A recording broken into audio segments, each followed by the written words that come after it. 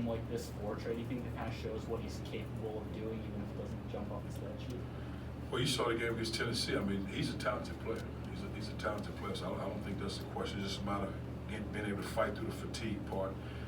Because he's long, he's athletic. He knows how to play basketball. Just everybody, man, they go at a different pace. They grow at different times, and I think you'll see a really talented player when it's all said and done. Part of it was Arkansas, as you said. They guard the three, but you guys attacked the rim, had a few dunks, had some athletic plays. Coach talked about Pinson's speed and how big he was. I mean, how much do you want to utilize the athletes? Because you do have some athletes on this team. I think it worked out well for us because what happens when you play Arkansas, something has to give. You have to be able to make plays off the dribble, or you have to have a good low post player. Because of how they defend, they don't allow smooth catches. So that means I got to make a play against, if X-Pinson is going against that big guy, I got to make a play at the rim. And I got to make a decision when I get to the rim or finish. Or if they switch off with a point guard on Reed or Mitch, I got to take advantage of that. If you don't do that, you're in trouble. Because again, that'll put so much pressure on the other end because in most cases, Mitch is guarding a perimeter player. That's not an easy thing to do.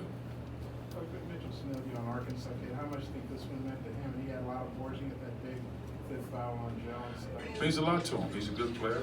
He wants to be good. And he got 11 rebounds. I think it's the second game in a row, if I'm not mistaken, or a game before that, 11 rebounds. And that's what we talk about, taking pride in rebounding basketball. But I think he's happy to win the game. More winning the game as opposed to necessarily beating Arkansas. And then that charge he where he got, Mason. That was big. That was big. You play percentage, you play the scouting report, and it worked out for him. What was your message going into overtime? Seemed like you had momentum and now it's going. Man, just play. Just understanding what we have to do. It was a little tough without Reed, and then having Trey in there because he hadn't been in critical situations like that all season. So you just have to be sound, be strong. But then they had guys fouling out, so it worked out for us. X made enough plays. Drew made some plays, get to the free throw line. So it worked out for us. What's the situation with Mark and Jeremiah? Jeremiah, same thing, just getting better. Mark, same thing. I think Mark was probably able to go, but my thing might be trying to get 100%. I don't want a guy 50%. I need to see your eyes and you're ready to go. That tell me you're ready to go. It's not necessarily what a trainer or doctor says. I need to feel you. I'm ready. And you're ready to go. If not, we'll roll what we have. What do you think of X and how important is he when you guys are good? I think he's good. I mean, I really think he just did his job. It was 24 points, but I think he did his job. You got a big guy. We have to get what we say. We have to get money off that situation. You got a big guy defending. Something has to give. And he took advantage of the situation. And it was simply that. I'm happy he had 24 points. But I'm not surprised. He just did what he was supposed to do. And that's what happened. You got a big guy defending you. We have to take advantage of that. And then what happened if they didn't? He's downhill. If they switch, we go to Reed. And it was really that. But he did a good job of making decisions. I thought a couple of times later, there was some contact. There was no call, but it's part of the game. But I thought he did a good job of getting downhill. Drew's your only guy this year who started every single game for you guys. With the way he plays both on offense and defense, is he really a guy that you can truly rely on? We're working toward it. I mean, just like I tell Drew, you can't foul out, man. You have to be on the floor. We need you on the floor. And I said jokingly, I also said seriously, good players don't foul out. You don't foul out. You have to be on the floor. It's understanding that because he's vital to what we do on both sides of the basketball. And you can't foul out of games like that. You can't. Anything else for Coach? Cuonzo, at the end of regulation there where you had the ball, were you just looking for Pinson to go one-on-one? Well, we had action. I thought he had an opportunity to get down here. We had Drew as a decoy going out. Then we had he and Mitch in a flat line, straight line drive.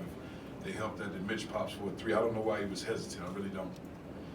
Because we got a little bit yesterday about wanting to rebound better. What was the key to winning that? Was it some sort of schematic thing, or was it just a good effort?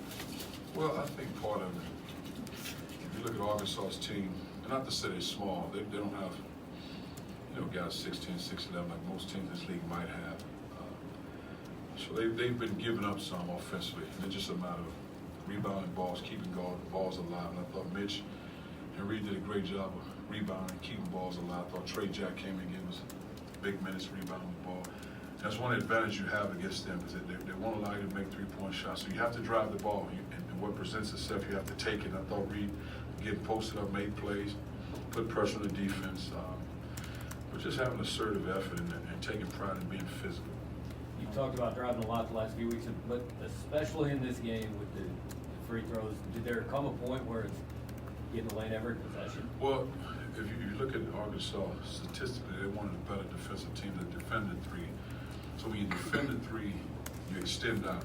So you have to drive the ball. You have to take advantage. Don't settle for threes, and it's probably a blessing for us. So we couldn't settle. I thought the ones we had were good looks, but you have to drive the ball. You have to make plays at the rim because they're athletic, they're quick, especially when you have 4 perimeter guys that can move. You got to make plays. I thought the biggest adjustment was Reed just having a presence. I think in the last several games on the road, he didn't have a presence on the interior, but you could feel him tonight. Coach, what do you guys do to slow down Mason Jones because he's been on such a roll? I just think defense is pride. I mean, he's a talented player. Anytime you score 30, 34, 40 in a game, that's pride. I mean, so they play some good teams, beat some good teams.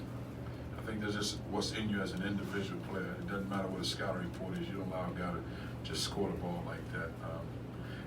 But more importantly, on the floor, Javon did a good job of embracing that challenge. Because when guys score, they shoot a lot of balls. They'll get a certain amount of points, but you want the percentages to be low. You don't want the assists to be high. So, for example, if he ended up with 15 points and 10 assists, that's a bad night. That means he did a great job. He got the ball where he needed to go. I thought we did a great job of making his catches tough, making his shots tough, making him put the ball on the floor, especially from a scouting report standpoint, and make him make the extra play, and then go over the top of you. And I thought Javon's physical enough to do that. Coach, how much pride is this team taking in winning this game, especially being throughout the Rocket? I think it's important, but I think that's twofold. I think the fans, jump on board because of the game, and I think our fans, it has to be a way of life. I mean, this is Mizzou basketball. It's a great tradition, great history. You're in the show me state, so I think our fans have to take more pride just to be a part of the game, to be a part of it. And now you create an atmosphere like this every night. But anytime you can support pediatric cancer, I think it's very important because you're talking about a youth. Oftentimes in life, you can't explain why something's so horrific. It's mainly leukemia, and oftentimes a child would have to go through that. But we don't oftentimes have the answers. He don't give the answers, and you just have to deal with it and live. So it's always good to support a cause like this. Yes. You mentioned Trey. What have you seen out of him? His ability to kind of stick through some of the ups and downs, and then still be here to come through. Well, I think the thing that'll make Trey Jackson a great basketball player, he doesn't have a lot flowing through his ears. I mean, there's not a lot of people giving him advice. That'll make him great. I really feel that way. I think he's a talented player. He's athletic, he's strong, he does all those things. But our next step for him, just really, when you don't see him out there, the biggest reason is probably not out there outside of growth and understanding is he got to improve his conditioning. I think that's what, and he's working toward that. As you watch me get winded fast, so it's not so much as what he can or cannot do.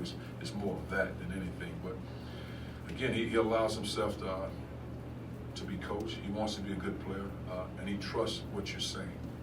Cuonzo, do you think a game like this for Trey, do you think that kind of shows what he's capable of doing, even if it doesn't jump off the stat sheet? Well, you saw the game against Tennessee. I mean,